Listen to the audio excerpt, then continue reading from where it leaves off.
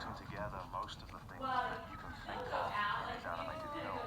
So Madagascar is sort of the culmination of 15 to 20 years of development. Go to the wild. Madagascar started with pretty much a sentence. What would happen if you took 4 New York City Zoo animals and took them out of this civilized place where they spent their entire lives, locking them in the middle of a savage jungle? How are these animals, who are really like people, like New Yorkers, how are they going to survive? Well, the role of Madagascar is actually very unique compared to what we've done on Shrek or other films, in that it's very stylized. We are not trying to emulate realism. Rather, we're trying to hit a bold statement in terms of graphic quality. And this applies to all the areas of the film, so the lighting is probably less naturalistic than we've done in other films. Also, the visual effects are a little more difficult in the sense that they have to be cartoony in the same way that the characters are cartoony in their animation. Surprise!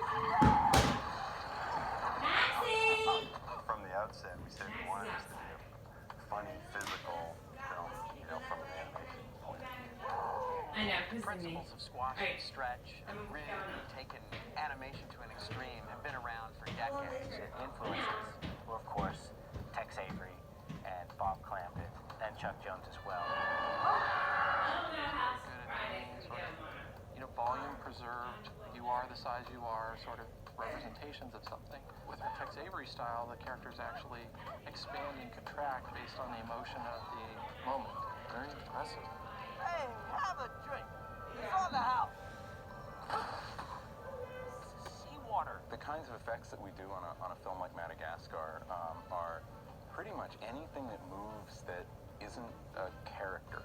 So when we're faced with a challenge, for example, in effects, where Nick Foster and his team are trying to create something that has never before been accomplished, He knows he has the confidence of relying on AMD-based HP technology to get that job done. It's allowing us to do a lot more than we could in the past, because now we can develop the story that we want to make instead of developing the story that we can make given the current state of the art in terms of technology. Welcome to Madagascar. The single biggest effect on Madagascar is the jungle. It's in almost every shot, and it's got tons of plants.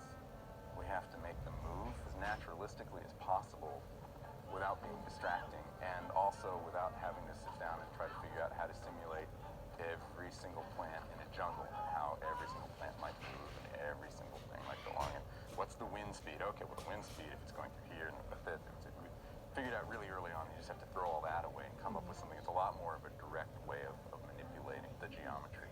That's a big challenge to do because basically you're animating several thousand acting characters.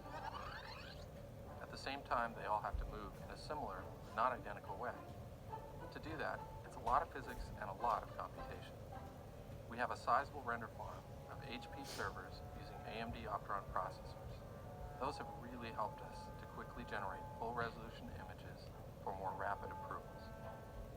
The desktops themselves, that's about sort of artist interactivity, and so what they need is to get feedback very quickly. And for example, in lighting those furry creatures, they need to be able to see at least a portion of that furry creature come back lit very quickly so they can see where the shadows are and so forth and make some adjustments. And so that gave them more chances to review their results, and I think it shows on the screen. Go.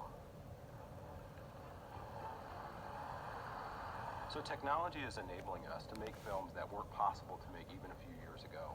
And it is that combination between our proprietary technology, HP's extraordinary hardware, those collectively combined give capabilities to our studio that frankly nobody else in the world has.